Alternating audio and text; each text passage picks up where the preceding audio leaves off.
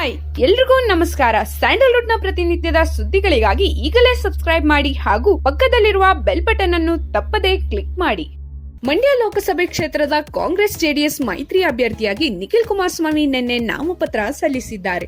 ನಾಮಪತ್ರ ಸಲ್ಲಿಸುವ ವೇಳೆ ತಾವು ಹೊಂದಿರುವ ಒಟ್ಟು ಆಸ್ತಿಯ ವಿವರವನ್ನು ನಿಖಿಲ್ ಕುಮಾರ್ ನೀಡಿದ್ದಾರೆ. ನಿಖಿಲ್ ಕುಮಾರಸ್ವಾಮಿ 56.47 ಕೋಟಿ ರು ಒಡೆಯ ಎಂದು ಘೋಷಿಸಿಕೊಂಡಿದ್ದಾರೆ. ಚುನಾವಣಾ ಅಧಿಕಾರಿಗೆ ನಾಮಪತ್ರದೊಂದಿಗೆ ಸಲ್ಲಿಸಿದ ಚುನಾವಣಾ ಅಫಿಡವಿಟ್ ನಲ್ಲಿ ನಿಖಿಲ್ ತಮ್ಮ ಆಸ್ತಿಯ ವಿವರಗಳನ್ನು ನಮೂದಿಸಿದ್ದು, ತಮ್ಮ ಬಳಿ 17.53 ಕೋಟಿ ರು ಮೌಲ್ಯದ ಚರಾಸ್ತಿ ಮತ್ತು 22.53 ಕೋಟಿ ರು ಮೌಲ್ಯದ ಸ್ಥಿರಾಸ್ತಿ ಇದೆ ಎಂದು ತಿಳಿಸಿದ್ದಾರೆ.